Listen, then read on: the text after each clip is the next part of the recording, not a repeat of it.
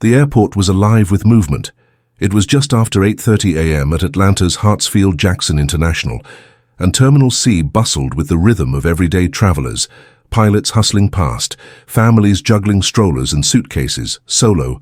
Business people hunched over laptops with cold coffee in hand. Screens flashed gate changes, boarding announcements echoed every few minutes, and somewhere in the distance a saxophone player serenaded the crowd with a jazzy version of "Fly Me to the Moon." Among the mass of passengers at gate C-23 sat Megan. Carter, back against the wall, earbuds in, trying not to feel overwhelmed. She was dressed plainly, jeans, a grey hoodie, and a black backpack tucked beside her chair, but it wasn't her appearance that made people take a second look. It was the golden retriever sitting beside her, regal and alert, wearing a bright blue vest marked "Service Animal Do Not Pet." His name was Ranger, and he was more than just a dog. For Megan, he was a lifeline. 3 years ago, after being medically discharged from the army following a traumatic deployment overseas, Megan struggled with PTSD so severe she couldn't leave her apartment. The panic attacks were unpredictable, the flashbacks came without warning, and trust even in herself had become foreign. Ranger changed that. He had been trained to detect changes in her heart rate, pick up on subtle shifts in her breathing, and even wake her from night terrors.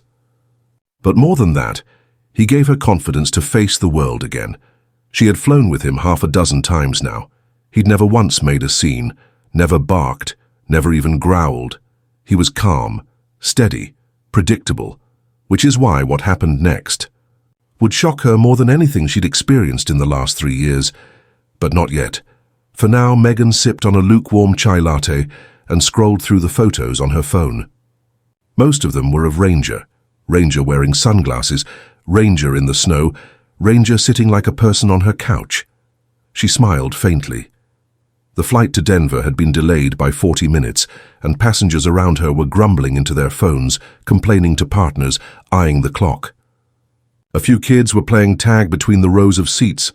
Somewhere nearby, someone was eating a tuna sandwich that really should have stayed sealed. Ranger's head rested on his paws. His breathing was slow, eyes watching the movement of the children, casually but without concern. Megan absent-mindedly rubbed the back of his neck, her fingers tracing over the embroidered letters on his vest. "You good, buddy?" she whispered. He didn't move. Then something changed. At first it was subtle. Ranger's ears perked slightly. His head lifted off his paws. He sniffed the air once, then twice, and stared down the terminal hallway. Megan noticed immediately.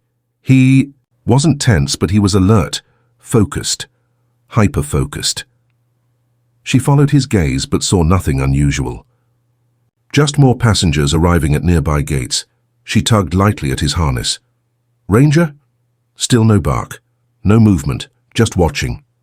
A security officer passed by. Ranger didn't flinch. An older man dropped his newspaper. Still nothing. But his head was locked in one direction, toward the entrance to the terminal gate area. Megan sat up a little straighter. It was rare for Ranger to behave this way. He didn't overreact. That's why he'd been selected for Advanced Service Dog. Training in the first place. His calm demeanor, his extraordinary restraint. But this was different. It wasn't just alertness, it was intensity, like he knew something she didn't, and that's when she saw them. 2 figures stepping into the gate area. A man and a woman. The man was tall and wiry, dressed well, but wearing sunglasses indoors. The woman looked anxious, almost sick. She clutched a handbag like it held something precious or dangerous. And the moment they crossed into the gate's waiting area, Ranger stood up, without being told, without a cue, without any obvious trigger. Megan's breath caught in her throat. He stared at the couple and took a step forward. Then he barked, a deep, urgent bark that split the air like a gunshot. Heads turned, phones lifted. Something was about to happen, and no one, not even Megan, was ready for what came next. The bark echoed through the terminal like a warning shot. For a split second, everything froze. Conversations stopped mid-sentence. Coffee cups hovered in mid-air. Children paused mid-run. All eyes turned toward the source of the sudden outburst, and there stood Ranger, no longer calm and resting, but stiff, alert, and facing two new arrivals who had just entered the gate area. A young couple, unfamiliar to everyone, yet immediately the center of attention. The man was in his mid to late 20s, tall, thin, and dressed with just enough effort to pass as stylish. He wore sunglasses, even though there was no sun inside. His jaw worked nervously, and he kept glancing over his shoulder like someone who owed the wrong people money. The woman beside him was smaller, pale, and visibly on edge. Her dark hair was tied back hastily, and she clutched a small, glittery designer handbag to her chest with both arms like it was made of glass or explosives. They both froze when they heard the dog. The man's hand instinctively went toward his pocket, while the woman stepped slightly behind him. Ranger didn't back down. His bark deepened, and he took another step forward, placing himself directly in their path. Megan rose from her chair, eyes wide. "Ranger," she said sharply, pulling gently at his harness. He didn't listen. That terrified her more than anything. She'd trained with Ranger for 2 years. He was obedience personified. He'd once ignored a dropped sandwich with roast beef inches from his nose because Megan had told him to stay. This wasn't just out of character. It was completely unprecedented. "I'm sorry," she called out to the couple. "He's never done this before. He's trained, I swear." But the man didn't look understanding. In fact, he looked nervous. Not annoyed, not angry, genuinely unsettled. "Control your dog," he snapped. Cassie, the woman, tightened her grip on the handbag and stepped further away behind a row of chairs. Her eyes darted to the emergency exit door. She looked ready to bolt. Ranger growled low in his throat and moved forward again, blocking their path completely. Passengers had begun to murmur. A TSA agent walking the floor noticed the commotion and started heading over. Megan crouched beside Ranger, gently cupping his face. His muscles were twitching beneath his fur. His focus didn't waver. His entire body seemed to be telling her, "Danger. Now. Do something." "Ranger," she whispered, "what are you trying to tell me?" The agent arrived. "Ma'am, is this your dog?" Yes, he's a service dog. He's trained. He's never—" "Sir, ma'am," the agent turned to the couple. "Can I ask what's going on?" Tyler took off his sunglasses. His pupils were wide. His smile was tight and wrong. "Nothing," he said quickly. "Just trying to get to our gate. That dog just went nuts for no reason." "That dog's trained. So to detect trauma responses and chemical changes," Megan said, more to the agent than to the couple. "He's trying to tell us something." The agent raised a brow. "Is he a scent dog?" "No," Megan said. "Not officially, but he's highly sensitive. He's never done this before." Passengers were now openly filming. The tension was thick, choking, the kind of moment where something either breaks or explodes. Cassie tried to move away again, but Ranger stepped in front of her, growled louder. The agent spoke into his radio. "We've got a situation at gate C23. Send backup." Megan stood, heart pounding. She didn't know what was in that bag. She didn't know what this couple was hiding, but she trusted her dog more than she trusted anyone in the world, and Rita. Now Ranger was saying, "This isn't right." Behind them, another officer approached. He motioned for the couple to stay put. Tyler shifted on his feet. Cassie clutched her bag tighter. Ranger barked again, so loud a baby 2 rows over started crying, and then, under all that pressure, the woman snapped. "No one touches this bag," she screamed, holding it tighter. That's when everyone realized it wasn't just a bag, and Ranger wasn't just barking at danger. He was trying to stop it. The terminal had shifted from curious murmurs to full-blown tension. All eyes were locked on the young couple and the dog that wouldn't let them pass. Phones were recording. Flight announcements faded into the background, the kind of quiet that settles right before a storm took over gate C23. Ranger was shaking, not from fear but from effort. His paws were planted, his chest puffed out. His bark had turned into a deep, guttural growl that rolled like thunder. He was staring straight at the glittery handbag clenched in Cassie's hands. Megan could feel it now, too. The tension, the electric pressure in the air, the heat rising in her chest. This wasn't just a scene anymore. This was something else. Something dangerous. The TSA officer's voice was calm but firm as he approached the couple again. I need to ask you both to step to the side and show me what's inside the bag. Tyler raised both hands, acting like he was complying, but his eyes flicked to the emergency exit again. Look, we're just trying to get to our flight. The dog's freaking out for no reason. The agent didn't budge. Then prove it. Show us what's inside. Cassie looked at Tyler, then back at the officer. No, she said. Her voice cracked. You don't have the right. You're past security. I do, the officer replied. Megan stepped back a few feet, putting herself between Ranger and the small crowd gathering behind them. Her fingers tightened around his harness, but Ranger wouldn't move, wouldn't let her pull him back. That alone made her breath catch. Ranger had once ignored fireworks going off right behind him. He'd once sat silently in a crowded subway car during an impromptu drum circle. He'd slept through a tornado siren. And now, he was locked in place like a soldier protecting a target. The TSA agent took a cautious step forward. Cassie took a step back. Tyler looked like a cornered animal, eyes darting, hands flexing. The situation was seconds from spinning out of control. That's when Cassie screamed, a panicked cracking sound, and tried to spin away from the officer, clutching the handbag like it held her life. The officer reached for her arm and Tyler shoved him. Hard chaos. The officer stumbled.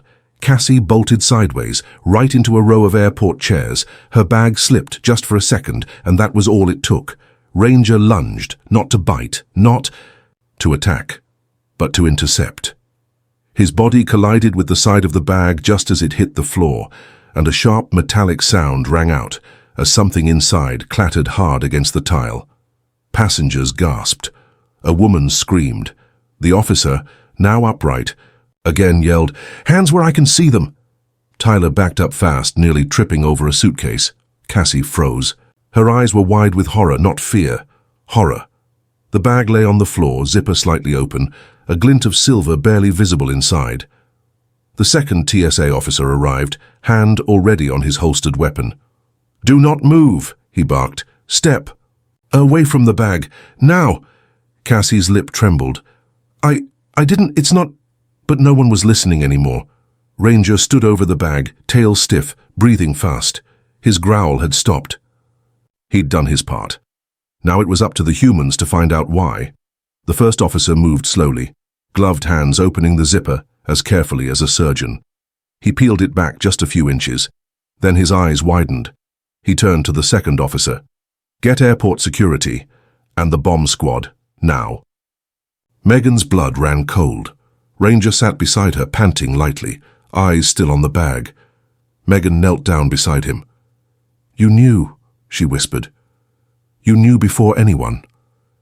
And though he didn't understand her words, Ranger leaned his head into her shoulder like he'd been waiting for her to catch up. Silence fell over the terminal like a heavy fog. Even the loudspeakers had gone quiet, as if the entire airport was holding its breath. Around gate C-23, passengers stood frozen, some hiding behind pillars, others crouched behind their luggage, too afraid to move, but too transfixed to look away. The TSA officer crouched low beside the glittering handbag, his face taut with concentration. He eased the zipper open inch by inch. The glint of silver inside had not been a trick of the light. It was real. Another officer had joined, now standing to the left with a shielded radio pressed to his ear. "Bomb squad's en route. 2 minutes out," he whispered.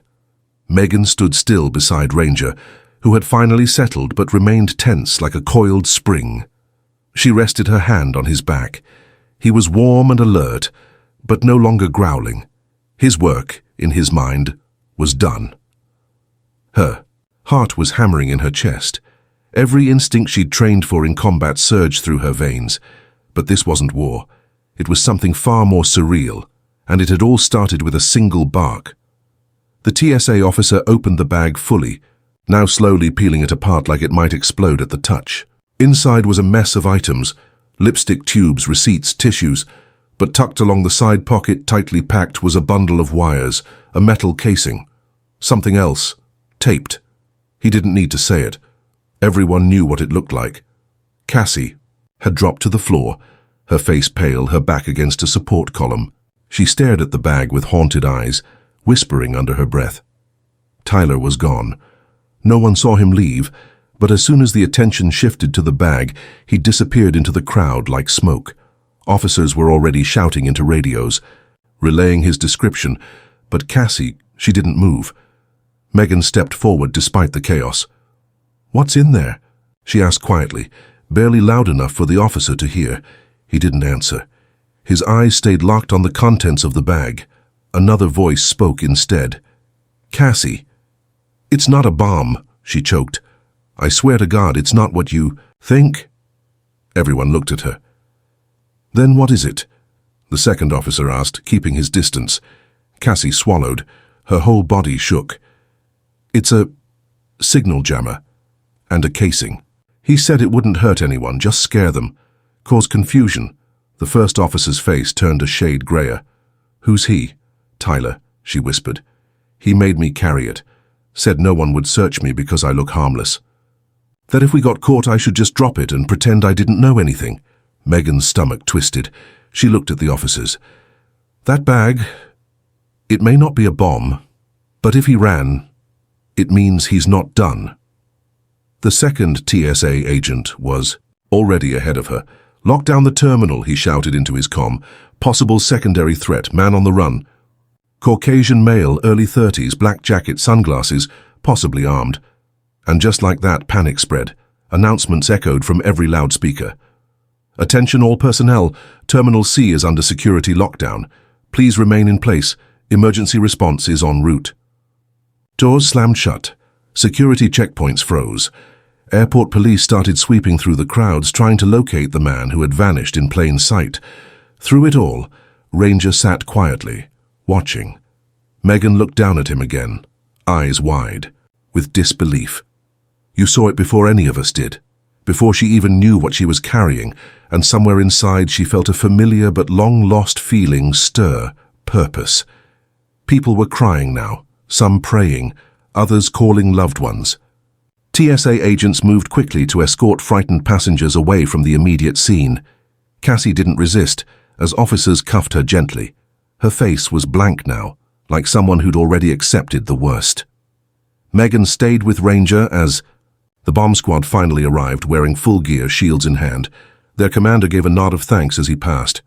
"We don't see that every day," he muttered, glancing at Ranger. Megan smiled faintly. "No, you really don't." But even as the scene stabilized, she knew this wasn't over. Tyler was still out there, and if Ranger was right once, he might be needed again, soon. Tyler had vanished like vapor. By the time security confirmed the bag wasn't a bomb, but an illegal high-frequency signal jammer paired with components meant to simulate an explosive, he was long gone. But that didn't make things any safer. Fact, it made them worse. He wasn't a scared passenger who panicked. He was a planner, a manipulator. And people like him didn't run blindly, they ran with intention. Within minutes, the airport descended into controlled chaos. All exits locked, flights grounded, PA systems blaring. Passengers were redirected into holding areas, children cried, phones rang. Travelers asked questions no one could answer yet. And Megan, she was at the center of it all, still beside Ranger, heart pounding, surrounded by officers trying to make sense of what had just unfolded. "He's still here," she said to the TSA. Supervisor, a sharp-eyed woman in her 40s named Torres. "He has to be. There's no way he made it out in time. Not with this kind of lockdown." Torres gave her a hard look. "You're the one with the service dog." Megan nodded. Torres hesitated only a second before making a decision. "We could use you and that dog if you're willing. He's clearly more useful than half the tech we've got." Megan's military instincts clicked into gear. She adjusted Ranger's harness. "Give us his scent, something from the bag. We'll track him." Torres didn't hesitate now. "Follow me." They were led behind the secure perimeter, where Ranger was allowed to sniff Tyler's jacket. Found stuffed behind a trash bin 2 terminals over. It reeked of sweat and adrenaline, but it was enough. Ranger sniffed, paused, and started moving. Fast, they weaved through the concourse, Megan keeping pace. Security followed close behind, some in plain clothes, others in uniform, moving with practiced urgency. Ranger led them away from the crowds, down a maintenance hallway, through a staff-only corridor past baggage tunnels and exposed wires. Megan kept her voice low, focused entirely on her dog. "Good boy. Show me. Where is he, Ranger?" And Ranger, eyes sharp, nose twitching, led them to a utility closet. Torres motioned for silence. Her team spread out. One officer slowly approached the door, hand on the handle. They opened it fast. Empty. At first, then Ranger growled. The officer stepped inside and tapped the wall, a vent cover loose, recently unscrewed. "He's crawling through the HVAC system," Torres muttered, trying to find another way out. "We'll lose him if he gets to the other terminal," another agent warned. "No," Megan said, "we don't have to. He'll need a disguise, somewhere he can blend in." Torres thought fast. "Concourse D has a crew transfer exit. Minimal guards. If he's ex-military or knows enough about security routines, he'll aim for that." "Then we get ahead of him," Megan said. "Ranger can lead." Torres radioed the update. "Possible suspect moving through north vent lines toward Concourse D. Deploy teams to all terminal crosspoints.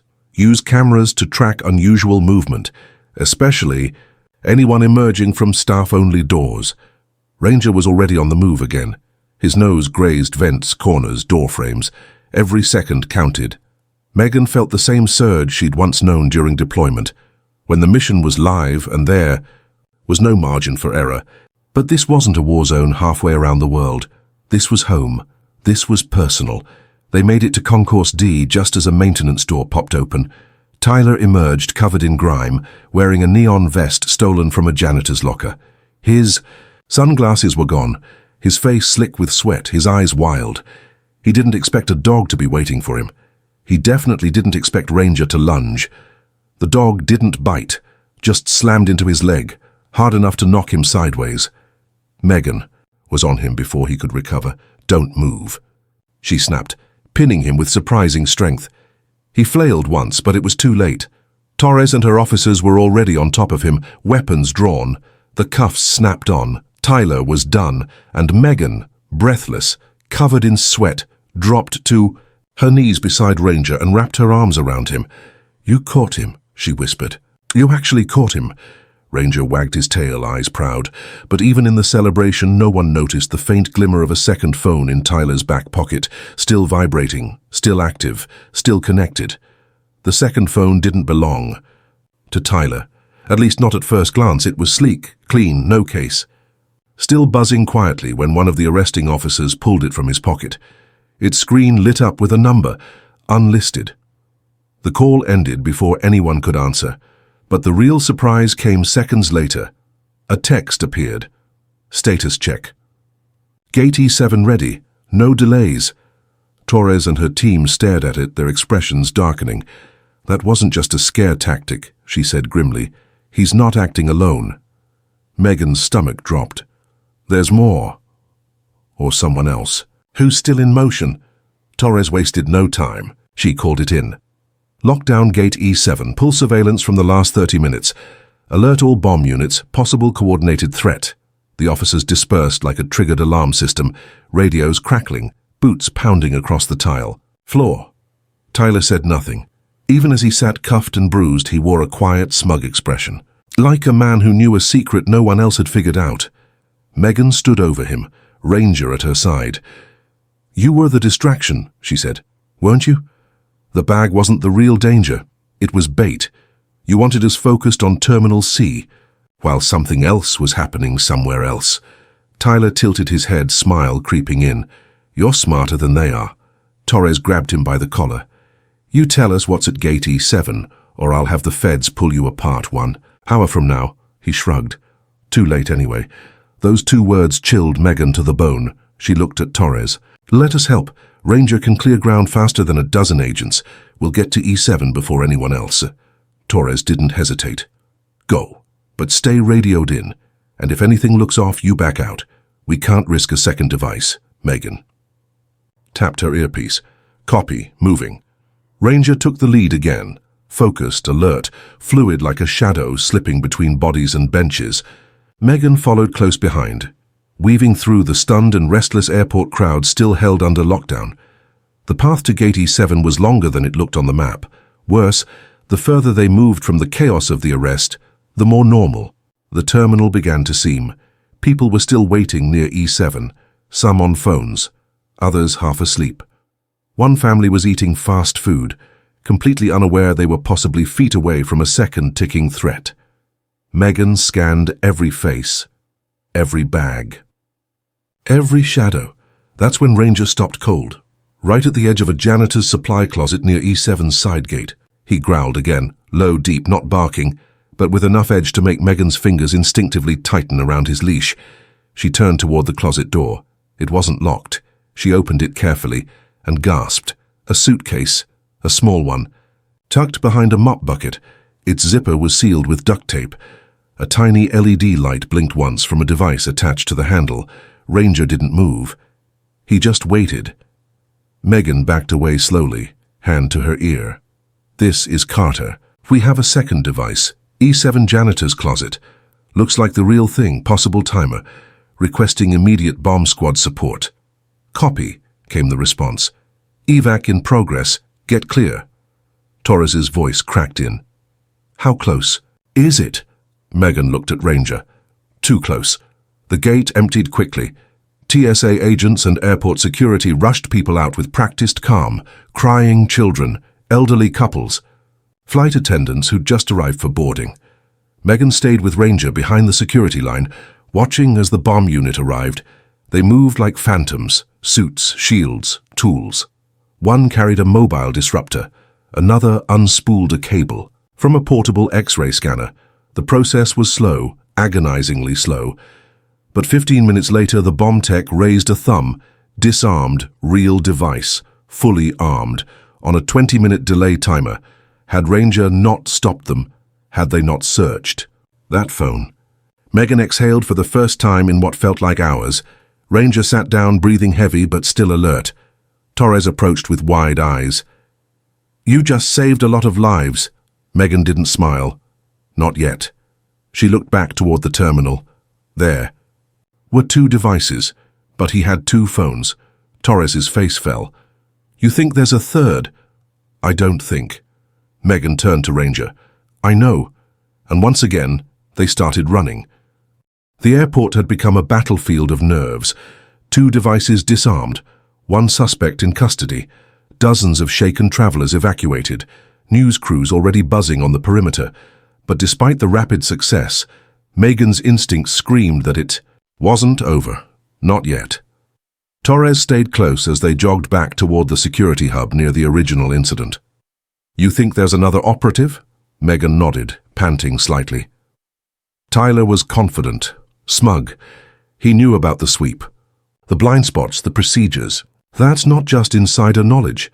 That's planning coordination. Torres radioed ahead. "Initiate full scan of all terminals, especially staff access zones and restrooms, and recheck all employees who clocked in during the last 2 hours. Look for anomalies." Megan knelt beside Ranger. "Find it, boy, one more. We need you again."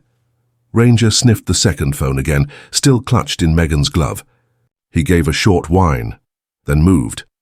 This time he led them not toward the outer gates but back into the heart of the airport, a rarely used corridor between Concourse A and the cargo elevators. A maze of security doors, utility panels, and restricted access points. Ranger's pace quickened. He halted near a locked steel door labeled Service Access Electrical. Megan tried the handle. Locked.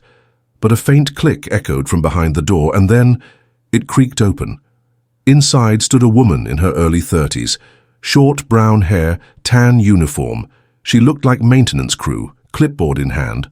But her eyes were all wrong. Wide with surprise, then narrowing as she saw Megan. "And Ranger."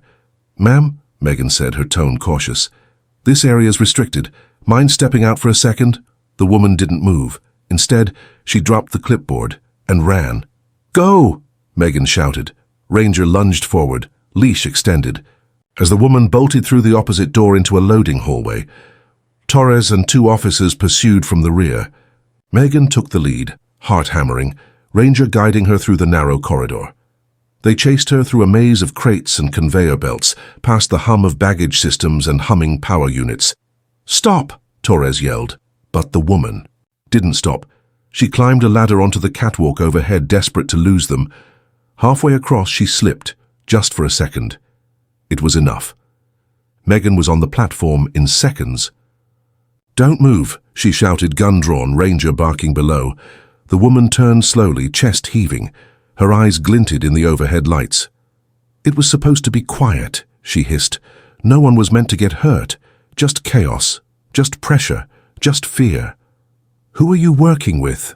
Megan demanded. The woman grinned, shaking her head. "You think this is about one airport, one city? You're not even close." Torres had her lined up in a sight line from the ground floor. "Don't make this harder. You're surrounded." The woman didn't move. Megan stepped forward. "You planted the third device. Where is it?" No answer. Megan glanced at Ranger, who had stopped barking and was now whimpering near the far edge of the catwalk, eyes locked on a suspicious vent grate. Megan's stomach sank. "Torres," she said through her earpiece, "device might be in the vent system. Get the bomb unit now." She stepped toward the woman. "If you won't talk, we'll find it anyway." But suddenly the woman smiled. Not defiance, but something softer, sadder. "You really don't get it," she whispered. "You think you saved people today, but all you did was delay what's coming." Then she took one step back and jumped, Torres shouted. A sickening thud echoed below. Silence. Officers scrambled to check her vitals, but it was too late. She was gone. Megan stood frozen, her breath catching in her throat. Ranger whined again, urgently, scratching at the vent now. Megan snapped back, into motion. "We're not done." She didn't leave a message, she left a clock.